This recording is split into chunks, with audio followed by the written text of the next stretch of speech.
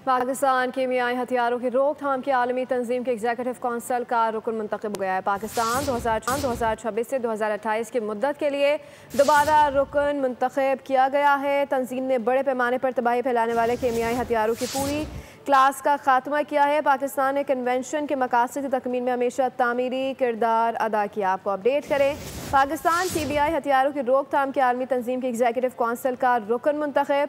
पाकिस्तान को 2026 से 2028 की मुद्दत के लिए दोबारा रुकन मुंतखब किया गया। तर्जुमान दफ्तर खारजा के मुताबिक तंजीम ने बड़े पैमाने पर तबाही फैलाने वाले कीमियाई हथियारों की पूरी क्लास का खात्मा किया।